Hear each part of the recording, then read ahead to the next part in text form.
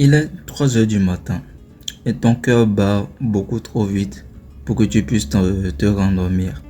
Si cette sensation te parle, ce qui va suivre pourrait bien changer les choses et ça commence dans les 90 prochaines secondes.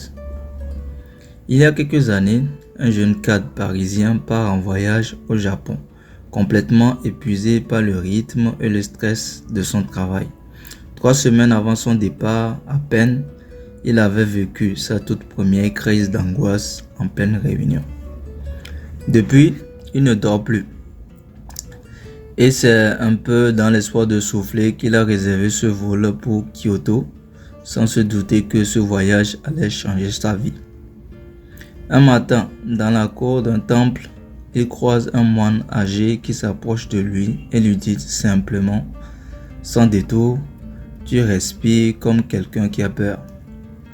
Pour comprendre pourquoi cette respiration fonctionne aussi bien, il faut remonter à la pratique du zazen, la méditation assise du bouddhisme zen japonais, une tradition vieille de plus de 800 ans. Les moines qui la pratiquaient ne cherchaient pas à se détendre au sens où l'on entend aujourd'hui, mais à atteindre un état de pleine présence qu'on appelle le shinkataza, littéralement il signifie juste s'asseoir.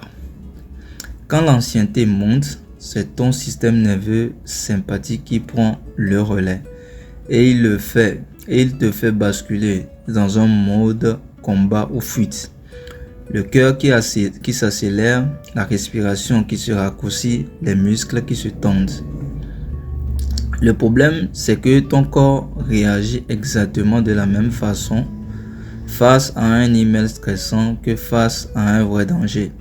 Alors que la bonne nouvelle, c'est qu'il existe un véritable interrupteur biologique pour désactiver ce mode, le nerf vague.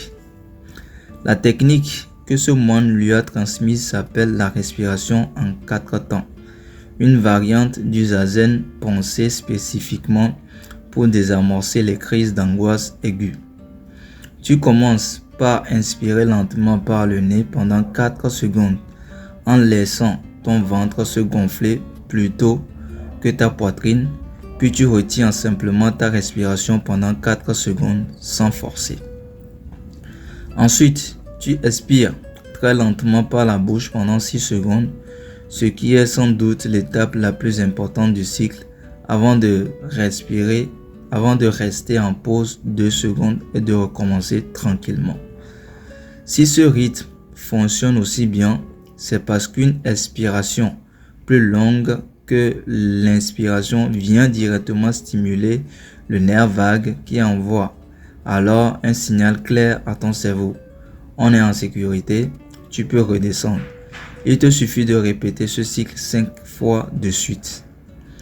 Une fois que tu maîtrises ce rythme, tu peux ajouter une deuxième couche à l'exercice en fixant un point immobile devant toi, une bougie, un mur nu, n'importe quoi qui reste fixe pour ancrer ton attention pendant que ton corps se calme. Certaines personnes aiment aussi ajouter un décompte mental à voix basse. 1 sur l'inspiration, 2 sur la rétention, et ainsi de suite, simplement parce que ça occupe l'espace que l'inquiétude viendrait autrement remplir. 3 mois après son retour du Japon, ce même jeune cadre doit présenter un projet pour le comité de direction. Exactement le genre de moment qui, avant, l'aurait terrassé d'angoisse plusieurs jours à l'avance. Cette fois, 10 minutes avant d'entrer dans la salle, il choisit de s'isoler dans un couloir, de fixer un point sur le mur et de faire tranquillement 5 cycles de respiration. Il n'a pas fait disparaître son stress et c'est important de le préciser, mais il est entré dans cette salle en étant réellement acteur de son anxiété plutôt que subi par elle. Avant une réunion qui te stresse, tu peux simplement t'isoler 2 minutes, même dans un couloir ou des toilettes, et faire ton cycle de 5 respirations avant d'entrer.